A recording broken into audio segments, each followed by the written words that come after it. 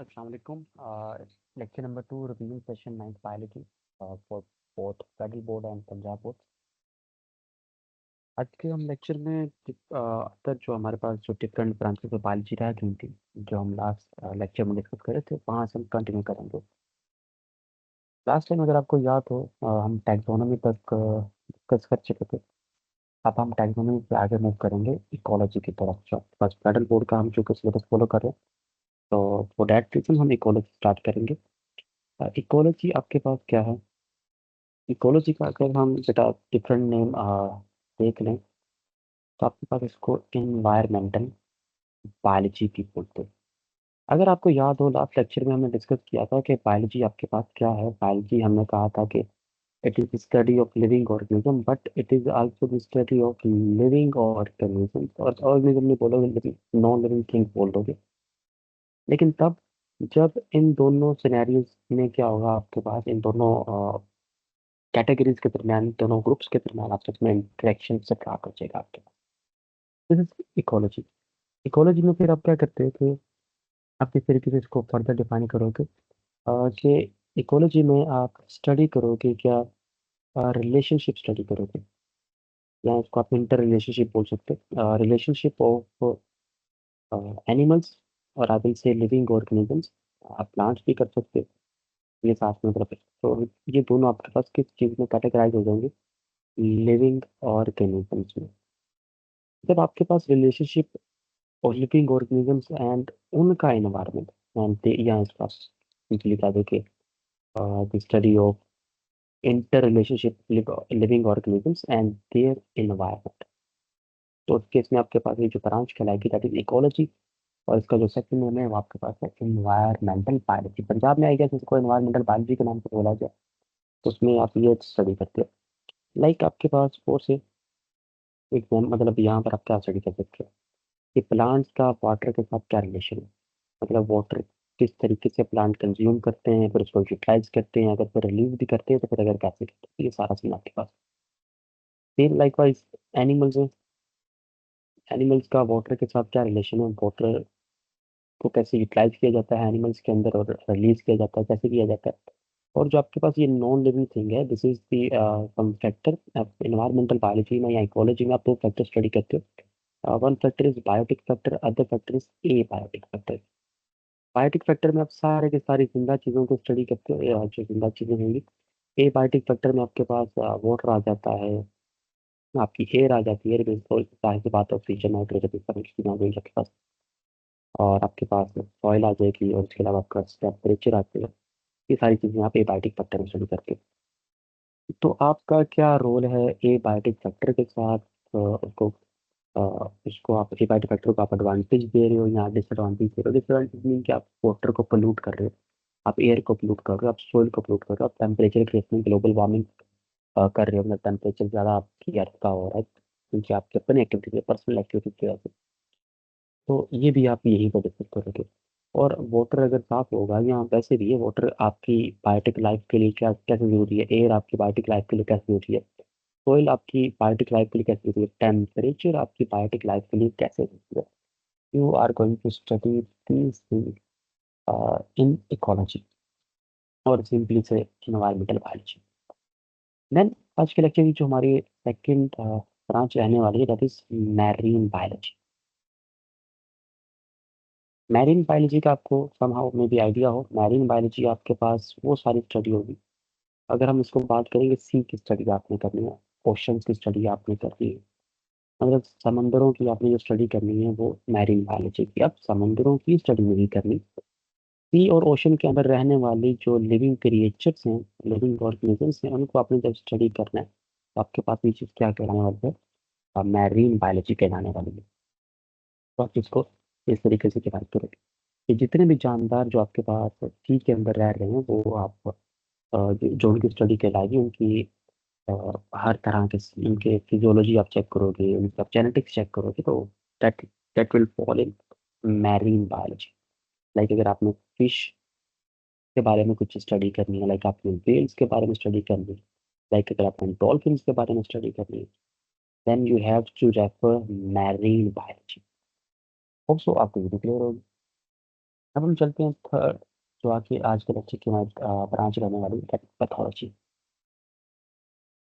Pathology sir आपके पास it is the branch of biology, और I will say branch of medicine में भी, तो इसको मैं तरीके से बोल सकता हूँ।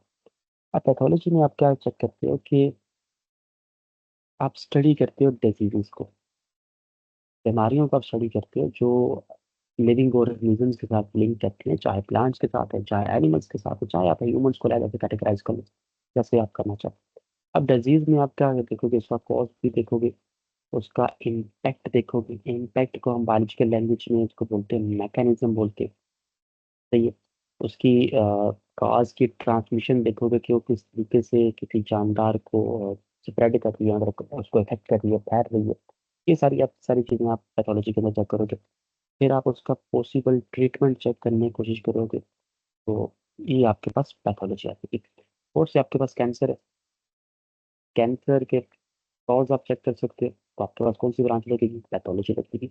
अब कैंसर के फैलने के मैकेनिज्म आप चेक कर सकते हो, मतलब आपकी बॉडी में अगर कैंसर है तो किस तरीके से आपकी बॉडी को इफेक्ट करेगा। This is also this is also going to B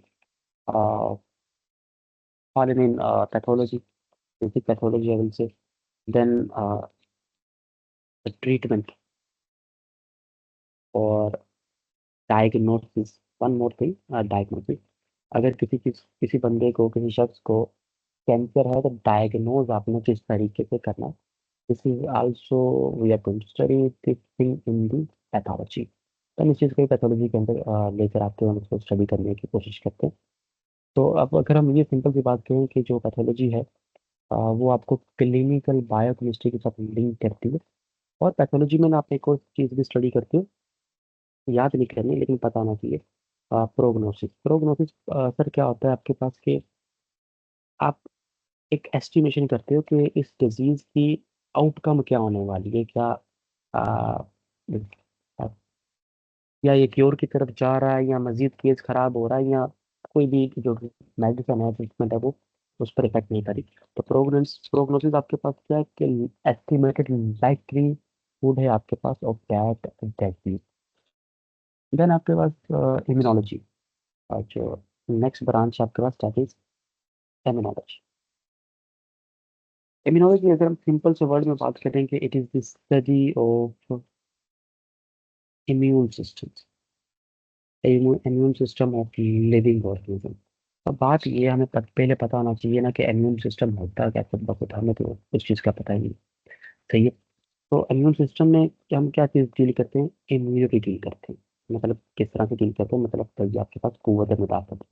अब हमें तो पता भी नहीं है कि इम्यूनिटी क्या होती है। अब इम्यूनिटी क्या है, फोर से अगर हम एक सेल बना लें या जानदार बना लें, फोर से सेल है। अब ये जो पार्टिकल है, फोर से ये वाले पार्टिकल, ये इसके लिए क्या है, एज अ एनिमी का रोल क्रिएट करेंगे, दुश्मन के तौर पर काम करेंगे इस जानदार के लिए।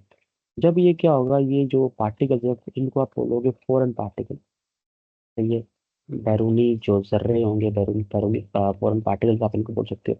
इसमें आपके पास ये बैक्टीरिया हो सकते हैं, या आपके पास वायरसेस हो सकते हैं, और अदर पैथोजन आपके पास कुछ भी हो सकता है। सही है। किसी भी जानदार का टॉक्सिन हो सकता है, मतलब उसका केमिकल हो सकता है जो आपकी बॉडी के अंदर जाकर आपको डिजीज कंडीशन में लेकर आ सकता है। अच्छा, तो क्या होगा कि आपकी बॉडी में क्या कोई इनके अगेंस्ट आर्मी होगी कि नहीं होगी, और से ये आपके पास आ गया। तो क्या ये आप आपकी बॉडी इसको अलाउ करेगी, ठीक है जी आप हमें बीमार कर दें, आप आए हैं तो कुछ कर दें, ऐसा तो नहीं होगा ना। तो आपकी आर्मी क्या करेगी, रेजिस्ट करेगी। अब आपकी आर्मी में क्या है, आपके पास WBC से वाइट ब्लड सेल हैं और तरह के और डिफेंस में, ये और होते भी हैं। तो लेकिन हम बेसिकली इस लेवल तक हम वाइट ब्लड सेल्स ही इसको कंसिडर करेंगे भाई। तो आपकी आर्मी में WBC ही है, इसके अलावा और कोई चीज़ है नहीं। सही है।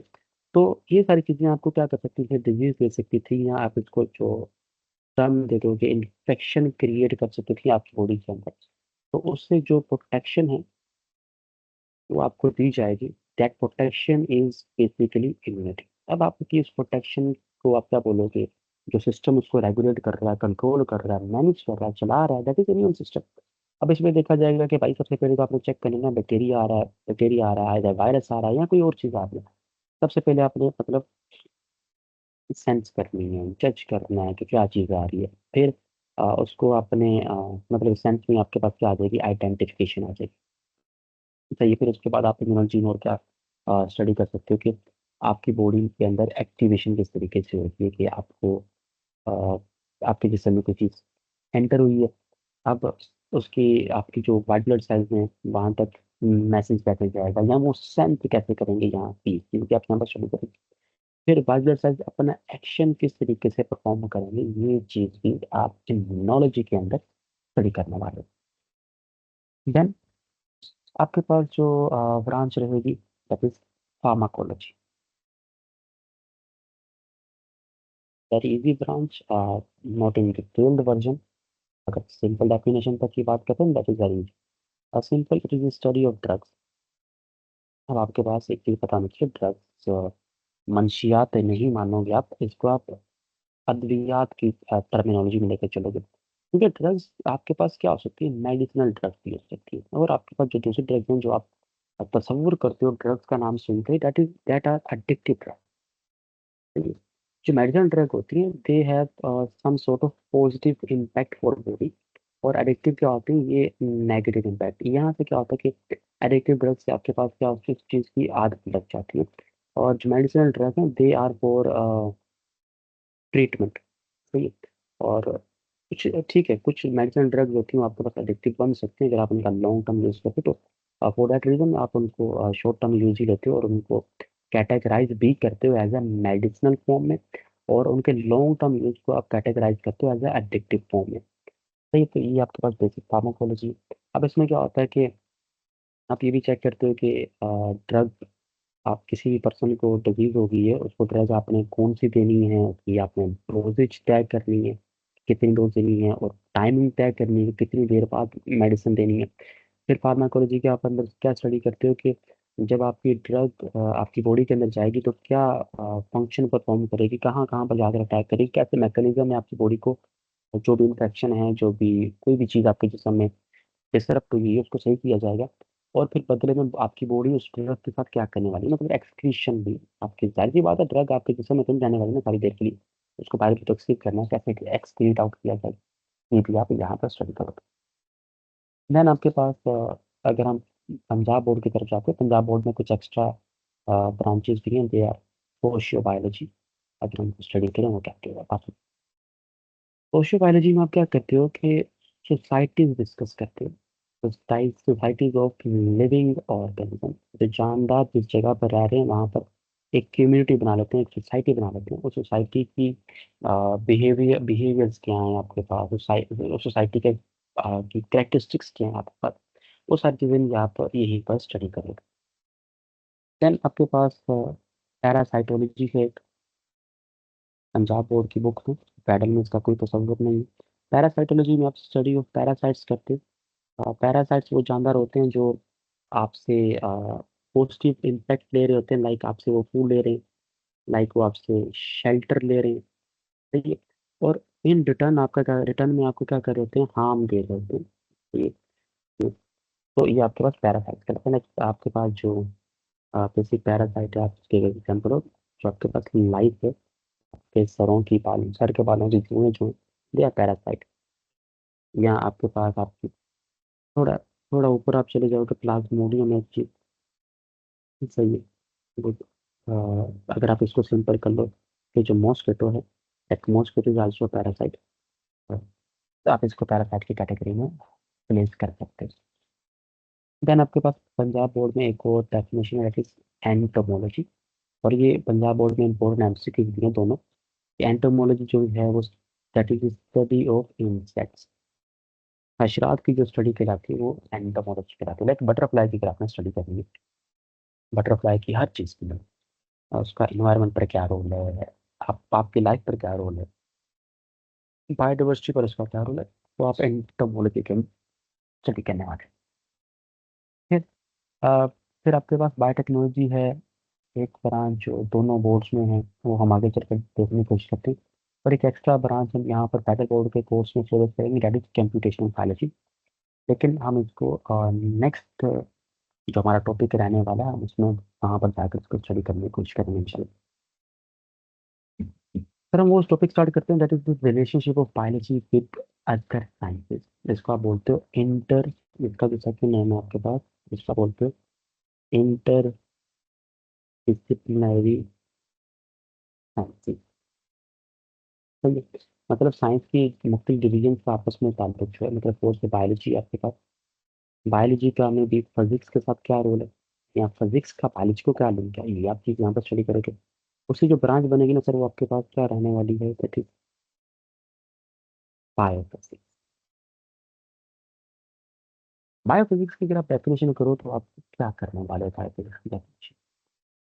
आप बायोफिजिक्स को आप इस तरीके से डिफाइन करोगे कि जो आपके पास जितनी भी बायोलॉजिकल बॉडीज हैं, बायोलॉजिकल सिस्टम्स हैं, they are working on the principles of, यहाँ के आप प्रिंसिपल्स ले लो इस चीज़ के, फिजिक्स के प्रिंसिपल्स, लॉज और थेरीज ऑफ फिजिक्स, उस बेस पर आपके जो बायोलॉजिकल सिस्टम है वो रन हो रहे हैं, वो चल रहे हैं।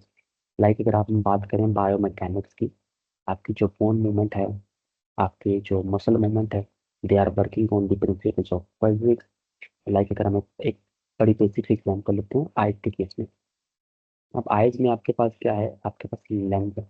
अब वो लेंस है वो किस तरह से इमेज को कैप्चर करते हैं, ये आप फिजिक्स के प्रिंसिपल पर स्टडी करते हैं। फिर आपके पास आइज में रेटिना स्ट्रक्चर होता है, जहाँ पर इमेज बन रही होती है, इमेज फॉर्मेशन हो रही होती है फर्स्ट टाइम पर। तो ये that is totally concept of lens और टोटली कंसेप्ट ऑफ लाइट। तो एग्जैक्टली सारी लाइट के प्रिंसिपल पर आपके पास आपके आइज में चीज़ें चल रही होती। तो ये सारी चीज़ें आपके पास बायोफिजिक्स के अंदर आप इसको इस तरह से स्टडी करते हैं। और इसके अलावा आप एक और चीज़ स्टडी कर सकते हो कि जैसे आपको शायद आइडिया होगा कि जो आपके आरपीसी होते हैं उनकी जो शेप होती है, they have specific shape, that biconcave shape. सही है? बाइकनकेव शेप अगर मैं बनाने की कोशिश करूँ तो कुछ समहाउ इस तरह से, इस तरीके से बनने की बनेगी आपके पास। तो उस बाइकनकेव शेप का आपकी, क्योंकि आपको पता है ना आरबीसी के पास क्या है, आरबीसी के पास हीमोग्लोबिन है, और आरबीसी क्या करवाते हैं एक्चुअल में, ऑक्सीजन ट्रांसफर करवा रहे होते हैं। तो इस बाय कनकेव शेप का क्या ऑक्सीजन ट्रांसपोर्ट पर कोई असर है, या ऑक्सीजन ट्रांसपोर्ट ज़्यादा करवा सकती है नहीं करवा सकती, ये आप सारी चीज़ें आप पानी के अंदर स्टडी करते हो। फिर आपके पास जितनी भी आपकी बायो एनर्जेटिक्स आप एक चैप्टर पढ़ोगे आगे चल करके, जितनी एनर्जी बनती है, एटीपी बनती है, एटीपी की फॉर्म आपके बॉडी में एनर्जी होती है, that is only based on more more over there are based और explain by the phenomena of physics, को आप इसको बायोफिजिक्स कंसिडर करते हैं। देन आपके पास सेकंड ब्रांच है, that is second interdisciplinary phenomena है, that is biochemistry. Biochemistry, biochemistry में सर आप क्या स्टडी करते हो। अब देखो आपके पास ग्लूकोज है। सही है? ग्लूकोज एक आपके पास एक ऑर्गेनिक कंपाउंड है, और इसको आप ऑर्गेनिक केमिस्ट्री के अंदर स्टडी करते हो। लेकिन सर जब आप ग्लूकोज प्लांट्स की बॉडी के अंदर स्टडी कर रहे हो, जब आप ग्लूकोज एनिमल्स की बॉडी के अंदर स्टडी कर रहे हो, अब यहाँ पर ये सिंपल सी केमिस्ट्री नहीं रहेगी, सिंपल सी ऑर्गेनिक केमिस्ट्री नहीं रहेगी, ये बायो केमिस्ट्री रहने वाली है। क्यों?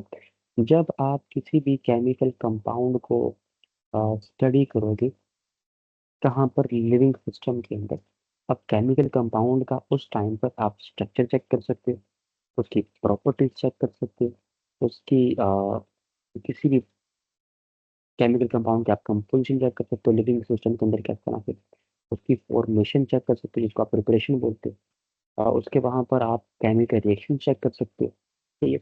उसमें केमिकल रिएक्शन के टाइम पर बॉडी के अंदर वो चेंजेस क्या लेकर आएगा, और उसके खुद अपने स्ट्रक्चर के अंदर चेंजेस क्या आएंगी, ये सारी चीज़ें आप बायोकेमिस्ट्री के अंदर स्टडी करोगे। लाइक अगर आप कार्बोहाइड्रेट्स चेक करते हो, तो ये कार्बोहाइड्रेट्स का शायद आपको आइडिया ना हो उस लेवल तक स्टार्टिंग में, लेकिन आपको प्रोटीन्स का आइडिया होगा।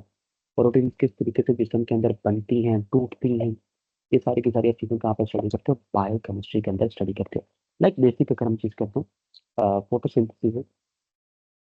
तो ये फोटोसिंथेसिस में क्या होता है, आपके पास ग्लूकोज बन रही है, ये कहाँ से बन रही है, कैसे बन रही है, वो फिलहाल हमारा कंसर्न नहीं है, लेकिन आपको पता होना चाहिए कार्बन डाइऑक्साइड और वाटर से बनती है। तो ये बन रही है आपके पास फोटोसिंथेसिस में। अब फोटोसिंथेसिस में जब आप ग्लूकोज की सिंथेसिस देखते हो, दिस इज दी बायोकेमिस्ट्री का स्कोप आपके पास आ जाएगा। फिर आपके पास क्या होता है, सेलुलर रेस्पिरेशन होती है। मतलब सेल रेस्पिरेशन करता है, सेल एनर्जी हासिल करता है, क्योंकि इस प्रोसेस में आपके पास एनर्जी कंज्यूम हुई है। तो ग्लूकोज क्या होगी, ऑक्सीजन के प्रेशर से टूटेगी, और आपके पास कार्बन डाइऑक्साइड रिलीज होगी, वाटर रिलीज होगी, और साथ में एनर्जी रिलीज होगी। इस एनर्जी से आपके जो बायोलॉजिकल सिस्टम है वो चलेंगे। और ये जो एनर्जी रिलीज होगी, ये based on the physical phenomena जो होंगे, जो आपके फिजिक्स के क्लास हैं उस बेस पर थर्मोडायनामिक्स आपके क्लास लगेगी। तो वो हमारा इतना बेसिक, हम इसको लेकर चले, हमारा इतना मेजर कंसर्न नहीं है थर्मोडायनामिक्स सब क्या होती है। जैसे एक लफ्ज आपके लिए था वो निकल गया, लेकिन आप इसको फिलहाल डाइजेस्ट करने की कोशिश कीजिए। देन आपके पास जो फेडरल बोर्ड में थर्ड आपके पास interdisciplinary sciences, that is the biostatistics. Biostatistics में आप क्या करते हो, अगर हम इसकी डेफिनेशन ना करें और सीधा पहले एग्जांपल देखें, फिर उसके बाद हम इसको में भी डिफाइन करने की पोजीशन में शायद बेहतर होंगे। बायोस्टैटिक्स में क्या है, वो से आपकी क्लास है, आपकी क्लास में भी 25 स्टूडेंट्स हैं। 25 स्टूडेंट्स में से आपके पास जो 12 सॉरी सॉरी 10 स्टूडेंट्स हैं। 10 स्टूडेंट्स क्या करते हैं, वो ग्लासेस, चश्मे पहनते हैं, चश्मे यूज करते हैं। 15 क्या उनके पास उनकी नॉर्मल आई साइट है, they have normal I site. अब आपके पास क्या है कि ये डाटा आया है, सही है, डाटा आया है, कुछ फैक्ट्स आए हैं आपके पास, तो ये सारी चीज़ें आपके पास यहाँ पर हुई है। अब आप क्या चेक करते हो कि इसे परसेंटेज, चेक करते हो परसेंटेज ऑफ विजुअल इम्पेयरमेंट कि पॉपुलेशन में, मतलब आप इसको बड़े लेवल पर लेकर चले जाते हो, यहाँ से परसेंटेज निकालते हो 4 से 10 या 15, कुछ आपके पास 25 आपके पास कुछ परसेंटेज बनेगी, दैट परसेंटेज इज 40%, सही है। तो क्या 40% पॉपुलेशन वाकई में विजुअल इम्पेयर्ड है कि नहीं, मतलब उसकी आई सेट खराब है कि नहीं, आप उसको चेक करते हो। इन चीज़ों को, इन एनालिसिस को आप, इन डाटा को एनालाइज करते हो on the based on observation, on the based of experimentation, और कुछ स्टैटिस्टिक रूल्स होते हैं, उसकी स्टडी होती है आपके पास, उस बेस पर आप इनको जज करने की कोशिश करते हो। और एक और एग्जांपल अगर हम डिस्कस करें, मे बी आप ना अपनी क्लास की स्टूडेंट्स की एवरेज हाइट चेक करते हो कि आपके पास एवरेज हाइट क्या है। फोर से कुछ स्टूडेंट्स हैं, मतलब आपकी जो हाइट है वो 5 फीट से वेरी करती है, 6 फीट तक जाती है। अब इसमें कितने बच्चे 5 फीट 1 सेंटीमीटर वाले हैं, 1 इंच वाले, ठीक है। तो वो आप सारी चीज़ें चेक करते हो, और फिर अंदाज़ा लगाते हो कि आपके पास ग्रोथ पैटर्न्स क्या हैं। दैट थिंग इज बायोस्टैटिस्टिक्स, और इसी को पंजाब में क्या बोला गया, बायोमैथमेटिक्स या बायोमेट्री बोला गया। ठीक है, तो पंजाब वाले थोड़ा ज़्यादा कंफ्यूज ना हो, तो ये बेटर है। तो ये होप सो आपको इस चीज़ की समझ लगी होगी।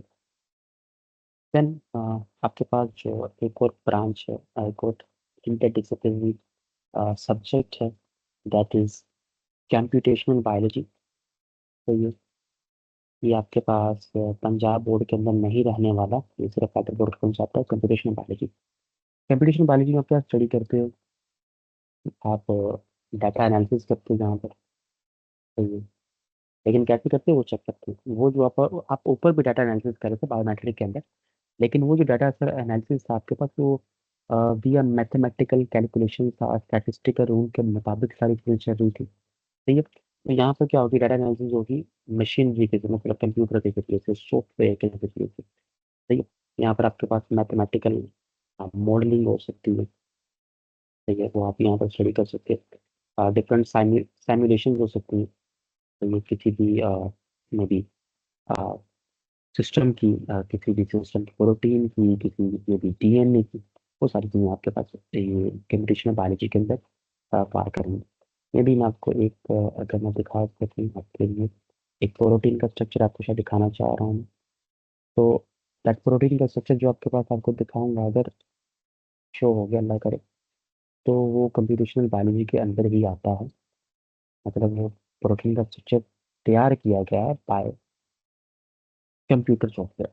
तो होप सो आपको ये पिक्चर थोड़ी सी में भी क्लियर ना हो, तो अगर आप इसको देखें, तो ये आपके पास एक प्रोटीन है, कौन सी प्रोटीन है, कैसी प्रोटीन है, जानने के में कोई यहाँ पर कंसर्न नहीं है। लेकिन ये प्रोटीन प्रिपेयर की गई है बाय कंप्यूटर टूल्स। तो ये आप एक आपने प्रोटीन का स्ट्रक्चर एक उसको चेक कर लिया कि अच्छा ठीक है इस तरह का स्ट्रक्चर हो सकता है पॉसिबल आपके पास। तो ये आपके पास कैपिटेशन बायोलॉजी हो।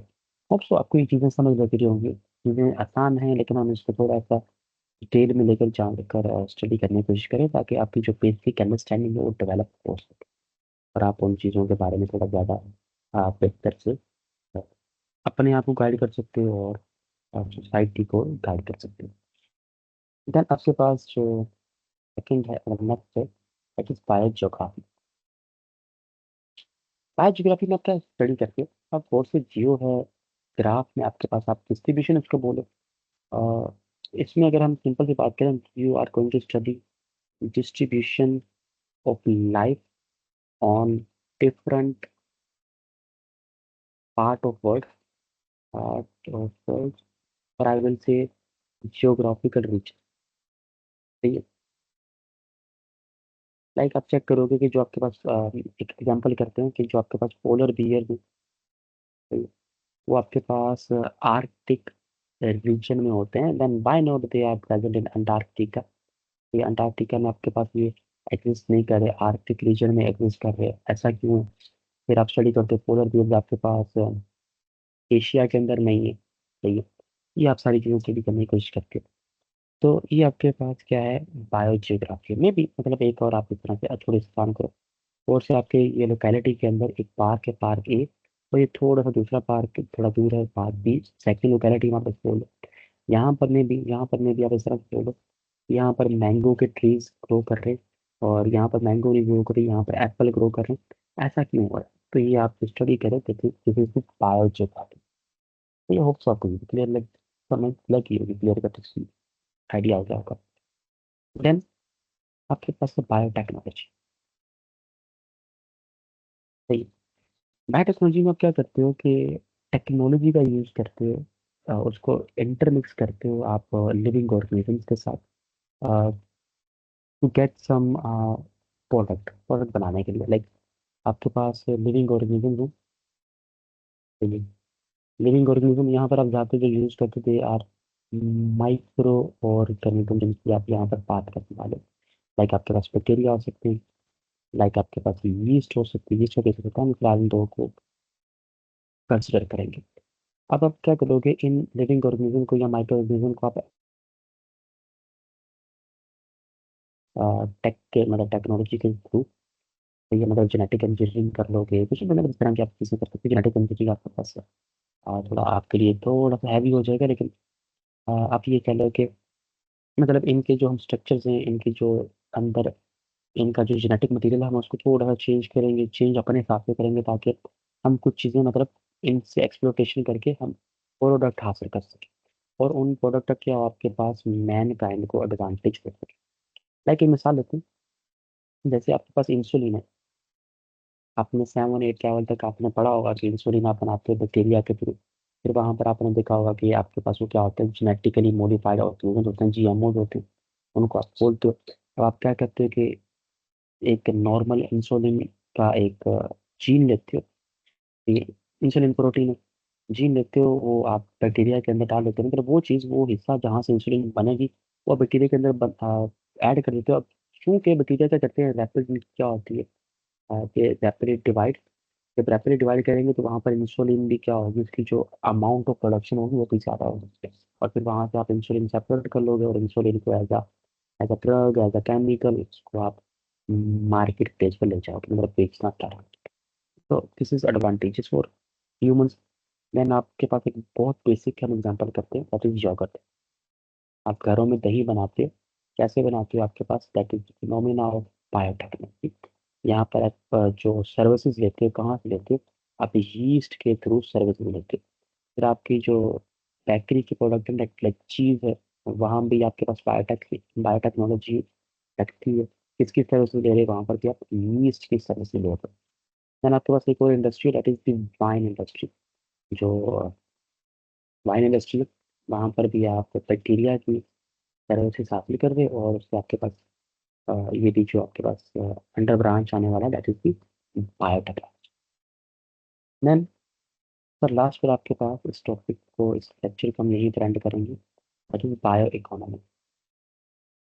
बायो इकोनॉमिक्स में आपका चेक करते हैं कि आप बायो स्टडी करते हो from economical point of view, study of biology from economical point of view, उस हिसाब से स्टडी करने की कोशिश करते हैं। लाइक मिसाल के तौर पर आप क्या स्टडी करते हो कि आपके पास प्रोडक्शन ऑफ व्हीट है, गंदम की जो प्रोडक्शन है वो किस तरीके से रहने वाली है। मतलब अगर आप इस सीज़न में उसको ग्रो करोगे और इस ज़मीन पर ग्रो करोगे तो कितना आपको फ़ायदा देगी, कितना नुकसान देगी। तो ये मतलब यहाँ पर आप लिविंग ऑर्गेनिज़्म से एक्चुअल में प्रॉफ़िट चेक करते हो और लॉस चेक करने की कोशिश करते हो, तो आप एक हिसाब से बायो इकोनॉमिक्स हो। लाइक आप हो सक आप चेक करते हो कि आपके पास सिंथेटिक प्लास्टिक है, तो ये जो आप इंडस्ट्री में बनाते हो, ठीक है? और एक प्लास्टिक होती है बायो प्लास्टिक, ठीक है? मतलब जानदार बायो प्लास्टिक, या इसको आप बोल लोगे बायो डिग्रेडेबल प्लास्टिक। ये जो बैक्टीरिया के थ्रू आप बना सकते हैं, इसमें मतलब आप माइक्रो ऑर्गेनिज्म के थ्रू प्लास्टिक बना सकते हैं। तो आप क्या चेक करते हो कि इस इन दोनों की कॉस्ट डिफरेंस क्या है? मतलब कौन ज़्यादा सस्ती बन रही है? अगर ये सस्ती बन रही है, क्या इसका एनवायरनमेंट पर कोई नुकसान है कि नहीं है? यहाँ पर ये भी स्टडी कर सकते हैं। ठीक है? फिर अगर हम थोड़ी-सी आसान लफ्ज़ों में बात करें कि आप अपने नेबरहुड में अगर प्लांट ग्रो कर रहे हो, तो ये प्लांट ग्रोथ करने से आप क्या चेक कर रहे हो, जितने भी आपकी जो एसी एयर कंडीशनिंग चार्जेज़ आ रहे हैं, आप उनको रिड्यूस करवा सकते हो कि नहीं करवा सकते हो। This is bio economy. तो होप सो आपको इस लेक्चर की समझ लगी होगी। अगर आपको इस लेक्चर की समझ ना लगी हो तो you can ask in the comment section.